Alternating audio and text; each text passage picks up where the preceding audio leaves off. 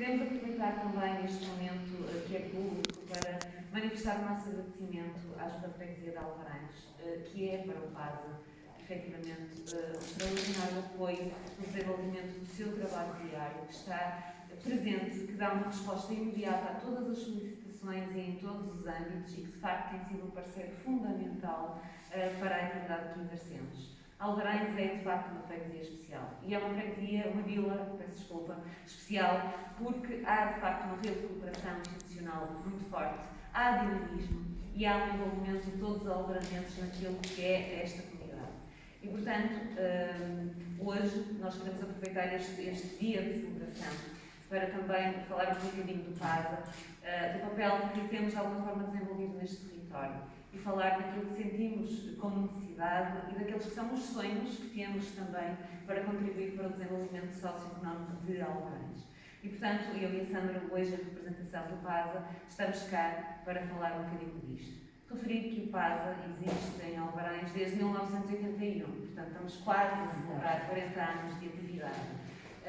Iniciamos a nossa atividade, sobretudo no apoio à população idosa, avançamos para o apoio na área da infância e desde 2005, um momento crucial da nossa atividade, temos vindo a orientar a nossa intervenção cada vez mais para a comunidade, para Alvarães, mas também para todo o território da margem sul do Rio Lima, onde neste momento marcamos atividade em todas as freguesias e juntamos a isto ainda algumas freguesias na margem norte. Portanto, podemos, de facto, dizer que temos neste momento uma localização estratégica para o desenvolvimento de toda esta comunidade. Portanto, conhecemos hoje, fruto deste trabalho comunitário, muito devido àquilo que tem sido a ação do Protocolo de Rendimento Social e Inserção, mas, sobretudo, tem sido mais evidenciado e fortalecido desde que temos o CLDS no território.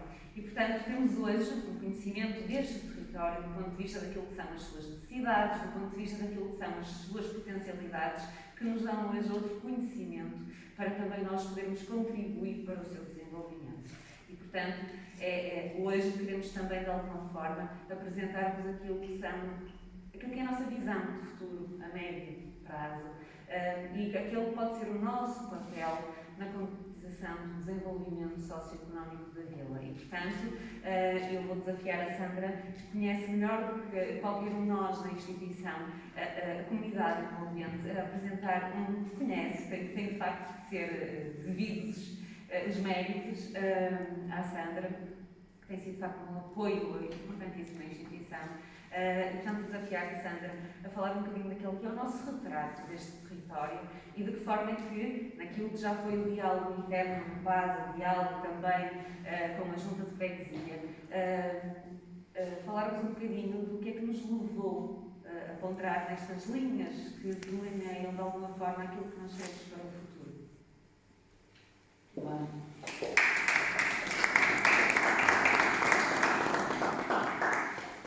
Bom dia a todos, aqui o Sr. Presidente da Câmara, Fernando, trato de si, porque já são 15 anos de convivência diária e, portanto, digamos, daquela persistência que todos conhecemos no Fernando e do, olha lá, não queres pensar nisto ou naquilo? Pronto, é isto todos os dias, realmente. Portanto, Fernando, restantes elementos do Executivo Municipal, da Flora, restantes convidados, é de facto para nós um gosto estar aqui hoje e acho que aqui a minha diretora técnica exagerou um bocadinho naquilo que disse sobre a minha pessoa, mas de toda a forma, aquilo que de facto nos tem movido nos últimos anos, enquanto instituição, vem de facto deste conhecimento crescente que vamos ter no território, como dissemos, não só da margem esquerda, mas de todo o território que vai pela margem de fronteira, digamos assim, com outros concelhos, portanto, Lanheses até Freixeiro e Sotelo, portanto, é um território já significativo para uma instituição que é pequenina, digamos assim, quando cá cheguei em 2005, e que tem vindo a abraçar sucessivos desafios, mesmo em áreas que, enfim, não são tão pacíficas ou tão, do ponto de vista social, como foi recentemente abraçar um projeto de intervenção com comunidades ciganas e que esperamos que, com o Alto Comissariado para as Migrações, enfim, este processo se venha a desenvolver a curto prazo. Sabemos que, pelo menos, há vontade de o continuar. Bom, focando no que nos trouxe cá hoje, de facto, nós estamos num conselho que, como sabem, não é uma realidade apenas no conselho, é uma realidade nacional. Nós temos índices de envelhecimento cada vez mais, enfim, significativos, crescentes. O nosso índice de envelhecimento no concelho é superior à média nacional. E temos também outros fatores que nos, enfim, caracterizam. Temos taxas crescentes de mortalidade associadas à saúde mental e às doenças comportamentais. Temos alvarães, isto quase fazendo aqui uma análise SWOT, assim, de uma forma geral. Temos alvarães que nós consideramos como uma centralidade importante no Val do Neiro. Está próxima da A28, está próximo de uma zona industrial fortemente dinâmica, em crescimento. Está próximo de uma outra união de freguesias que, segundo a última caracterização, tem, do ponto de vista do tecido empresarial, o maior número de empresas, ou retirando as freguesias da cidade e próximas à cidade, o maior número de empresas instaladas, que é Barroselas e Carvalho, e, portanto, acreditamos que, de facto, Alvarães está aqui numa centralidade muito importante, e agora com um novo eixo aqui, uma centralidade importante, não só territorial, mas também do ponto de vista de outras questões. De facto, quando iniciamos a intervenção social aqui em Alvarães, em 2005, uma intervenção social muito direcionada, na altura, para os bairros sociais, assim designados na altura, os 3 que tínhamos, um recém-inaugurado, digamos assim, 2 mais velhos, mas de facto, quando iniciamos, e eu acho que quem é de cá reconhece isso, quando olhamos para trás, em 15 anos, de facto a evolução foi enorme. E todos reconhecemos que esta proximidade de intervenção, esta disponibilidade de técnicos diariamente no terreno, de facto, trouxe aqui aquilo que consideramos nós é, de facto, essencial na intervenção social, que é a proximidade e o conhecimento, de facto, diário daquilo que acontece e uma disponibilidade diária para ir bater à porta e entrar em casa. E hoje, felizmente, não era assim no início, mas hoje entramos em todas as casas sem grande problema e, portanto, somos quase, eu pelo menos sinto isso, somos quase de cá. Daqui a uns anos, se calhar, não agora. Mas somos quase de cá, na verdade. E, portanto, esta centralidade que falava há pouco, associada a estes índices que vos falei, de envelhecimento, de crescimento de mortalidade nesta área, que não é uma tendência só do Conselho, é uma tendência nacional, e destas questões associadas ao nosso tecido empresarial, aos nossos agentes económicos que sentimos nós, isto fruto do trabalho que foi desenvolvido também no CLDS, da aproximação às empresas, sentimos nós que querem investir nesta área social, e há já alguns exemplos, felizmente, deste investimento bem próximos. Juntando tudo isto, nós temos desenvolvido um sonho, é mesmo um sonho, de podermos dar respostas a realidades que vamos sentindo que são crescentes, necessidades crescentes, e que vem também responder a uma necessidade que a instituição, a curto prazo, terá que resolver, porque as nossas instalações já têm alguns anos, as necessidades vão mudando, os públicos vão mudando, as necessidades deles também, e naturalmente qualquer instituição que queira ser sustentável hoje tem que abraçar novos desafios diariamente. Temos que sair da nossa zona de conforto, porque só assim é que crescemos de facto. E eu penso que esta é a característica que nos permite hoje ter mais de 70 colaboradores, mais de uma dúzia de técnicos superiores a trabalhar diariamente. E eu acho que de facto é isto que marca aqui alguma diferença da nossa intervenção. Neste momento, qual é o nosso sonho? Vamos dizer assim. Fernando diz que temos que ter sonhos, aqui trazemos nós o nosso sonho. O nosso sonho, neste momento, de certa forma, é um resumo de tudo isto. Nós acreditamos que um queira desenvolver-se do ponto de vista social, do ponto de vista económico, olhando para as questões da coesão territorial, para a coesão social, nós temos que, de facto, olhar para as problemáticas sociais com um novo olhar. Este novo olhar exige que não foquemos estas questões sociais apenas como questões sociais, porque não são. São sociais, são culturais, são, enfim, educativas, são relacionadas com os agentes económicos, de saúde, e, portanto, é, de facto, um olhar sistémico.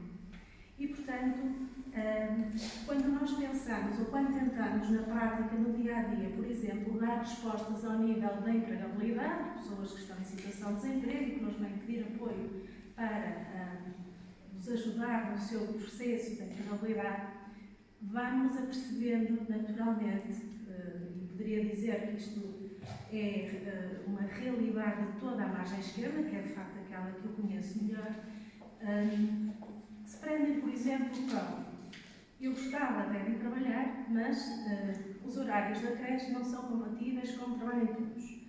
Ou então, na minha casa só temos um carro, somos dois a trabalhar e eu não tenho transportes públicos que me permitam chegar, por exemplo, de Vabuzelas à zona industrial de Meira. E, portanto, nós acabamos por ter no dia-a-dia aqui alguns constrangimentos muito específicos, por exemplo, nesta área da empregabilidade. Outro exemplo poderá ser, por exemplo, a questão dos idosos que, não necessitando estar num lar propriamente, têm carências específicas ao nível da saúde mental. Posso-vos dizer, por exemplo, uma necessidade que temos sentido como crescente já neste CLDS, desde setembro, muito recente, é fazermos algo que não estávamos habituados a fazer, que é fazer o acompanhamento em parceria com o Centro de Saúde, do DARC, neste caso, de situações de adultos jovens com problemas de saúde mental que estão na sua casa, na maioria isolados, sozinhos, e que por isso simplesmente precisam de alguém que lá vá todos os dias. Falar com eles, fazer uma caminhada, resolver uma pequena... Isto é aquilo que nós sentimos no dia-a-dia. E, portanto, da nossa leitura, nós vamos ter que rapidamente construir e pensar em respostas específicas para estes públicos. E, portanto, não podemos fomentar a empregabilidade se não dermos as respostas necessárias de apoio às zonas industriais. Obviamente que o excelente seria pensarmos em zonas industriais como a creche, como acontece em Cerveira, com outros serviços. Ontem, por acaso, encontrei um exemplo num hospital em Lisboa que criou uma mercearia dentro do próprio hospital para facilitar a conciliação da vida familiar e profissional. E, portanto, as zonas industriais têm que ter estes equipamentos, se não dentro, perto.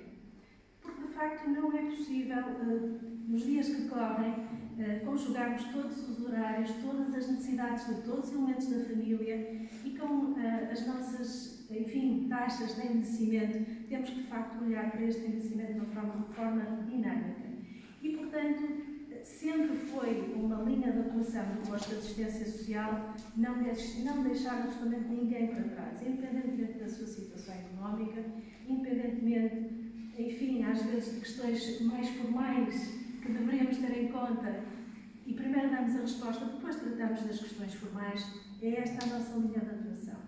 Então, de facto, aquilo que propomos hoje é uma conjugação de respostas. Não podemos ser na zona industrial em si, que seria o ideal, neste território que é demasiado próximo à zona industrial. Portanto, é vizinho desta zona industrial, ou, enfim, de grande parte desta zona industrial, e, portanto, seria uma estrutura, digamos, de um trabalho em diferentes áreas que vai da saúde mental portanto, a uma ERP, a uma estrutura residencial para pessoas idosas, a uma clínica social e as respostas viradas para a comunidade.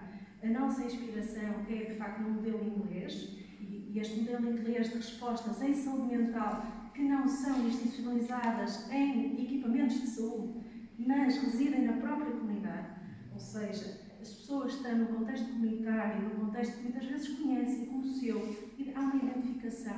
E, portanto, do ponto de vista até dos processos terapêuticos em saúde mental, há ganhos, há benefícios. Não precisam de estar institucionalizadas, digamos assim, no equipamento de saúde. E, portanto, este modelo inglês tem-nos ensinado terá as suas limitações como todos os modelos, mas tem-nos ensinado que, de facto, as estruturas comunitárias são importantíssimas, não só para estas questões de atenção em saúde, mas também para a questão da atenção aos idosos, às crianças e a todas as respostas que são necessárias para garantir qualidade de vida. Estamos a falar de psicologia, estamos a falar de uma carência enorme no território, estamos a falar de um conjunto de outras terapias, de respostas de apoio à família e, portanto, este é o nosso, digamos, o nosso objetivo a longo prazo e gostaríamos hoje, naturalmente, de lançar aqui o repto à Câmara Municipal, porque, de facto, nos próximos anos vamos ter aqui um conjunto de instrumentos financeiros que têm estas linhas bem elencadas da saúde mental, da atenção às vulnerabilidades sociais, já foi falado do plano de recuperação e resiliência, mas há outros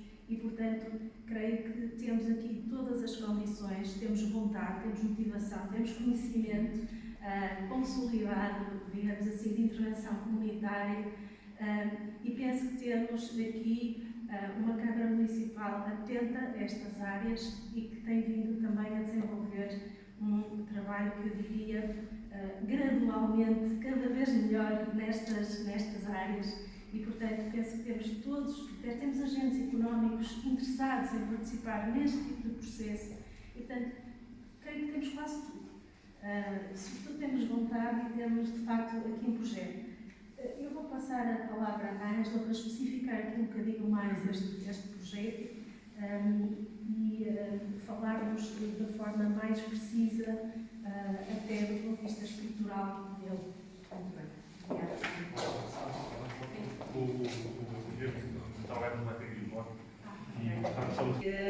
Estamos a falar para já de linhas gerais daquilo que é, no fundo, a nossa visão daquilo que queremos fazer. No fundo, neste momento o PASA o PASA nasceu com determinadas respostas sociais, tem crescido, portanto, tem diversificado as suas respostas, mas neste momento trabalha num edifício que tem como limitação não nos permitir crescer do ponto de vista do edifício e, portanto, urge efetivamente pensarmos aqui num novo equipamento social e num novo equipamento social que nos permite efetivamente dar resposta àquilo que já é o trabalho desenvolvido, permitir melhorar as condições de algumas das equipas e alguma da nossa intervenção, por exemplo, intervenção na comunidade, portanto, além daquele trabalho que é feito pelo Protocolo de Planeamento Social de Inserção, pelo CLDS, como foi pelo Projeto Integro, a atividade paralela que existe e que é importante também na atividade do PASA. Estamos a falar, por exemplo, da Loja Social de Alvarães, estamos a falar de um serviço de fisioterapia que disponibilizava luz, vou dizer assim, para a comunidade que está suspenso em razão da pandemia. Estamos a falar da atribuição de produtos alimentares e, portanto, toda esta atividade, que não se enquadra numa resposta típica, carece de condições para podermos servir, no fundo, todas as comunidades. E, portanto, esta poderia ser a possibilidade de, neste novo equipamento social, podermos, de facto, melhorar também este tipo de respostas que não são respostas típicas, digamos assim. Além disso, efetivamente, dar resposta àquilo que neste momento é uma necessidade. E, portanto, sabemos que vamos continuar a ter necessidade de apoiar a população idosa, mas precisamos de pensar, sobretudo, num modelo de intervenção que seja disruptivo em relação àquilo que existe neste momento. Nós temos uma estrutura residencial, sabemos, mas somos os próprios que, trabalhando nela, sabemos que ela não responde a todas as necessidades. E não responde, desde logo, porque dentro do grupo da população idosa nós temos as mais diferenciadas necessidades. E, portanto, nós não podemos ter a coexistir dentro de uma instalação que é comum, quase que não existem espaços individuais e com maior privacidade além dos quartos. Pessoas que têm bastante autonomia, cognitivamente estão bem, podem ter uma outra limitação funcional e depois temos pessoas, se calhar, com quadros demenciais que exigem uma atenção diferenciada, se calhar também temos patologias de foro psiquiátrico ou outros problemas de saúde mental que exigem novamente um acompanhamento diferenciado, como temos, se calhar, grandes dependentes que exigem cuidados de saúde continuados e uma capacitação diferenciada. E, portanto, é isto que, em primeira instância, precisamos de resolver ao criar uma nova resposta social que seja residencial para pessoas idosas, mas que dentro deste equipamento consigamos fazer coexistir estes grupos, mas com uma organização e com cuidados especializados. E, portanto, isso implica trabalhar num outro modelo diferente deste e implica, primeiro de tudo, que quando perspectivamos uma conceção arquitetónica, isto tem que estar já em cima da mesa, porque as orientações que existem para as estruturas residenciais neste momento não contemplam resposta a esta necessidade e, portanto, esperamos também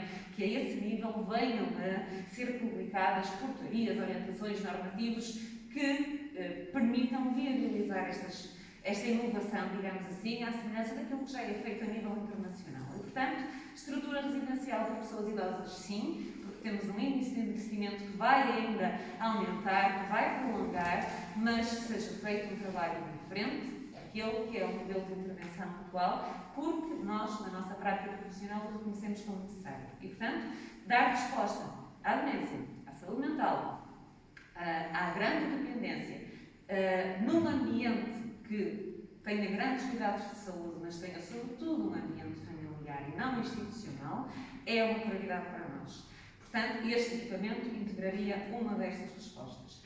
Paralelamente, temos aqui as questões de saúde mental. Como a Sandra dizia há um bocadinho muito bem, temos que pensar nelas e vou situar a 2 níveis.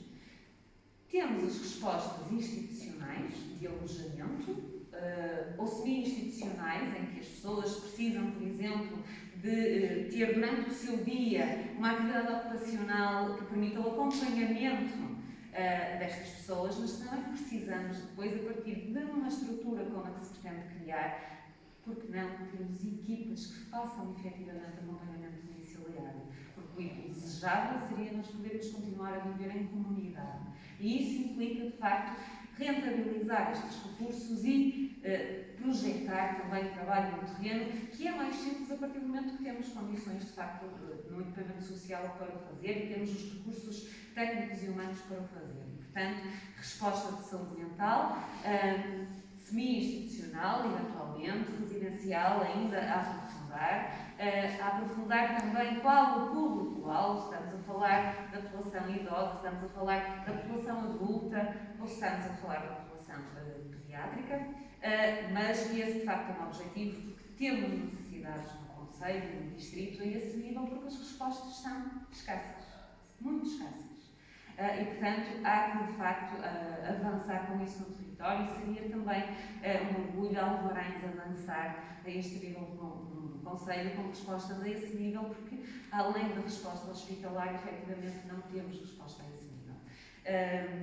Depois, incluir aqui uma abordagem, no fundo, não institucional, como eu já falava um bocadinho, e que o PASA tem vindo a trabalhar nos últimos anos, tem vindo a desenvolver, muito fruto deste trabalho comunitário, que é, temos sentido que, de facto, no âmbito da saúde mental é difícil possibilitarmos acompanhamento. Qualquer família pode ter necessidade de beneficiar, por exemplo, de um acompanhamento psicológico numa situação de crise. Mas depois, há famílias com grandes vulnerabilidades a este nível. E qual é a resposta que nós encontramos cada vez que nós precisamos de uma resposta a este nível? Ou no setor privado, muitas vezes afastando-nos dessa possibilidade, porque economicamente podemos não ter essa capacidade, é um luxo, no fundo, ter acesso aos cuidados de saúde mental.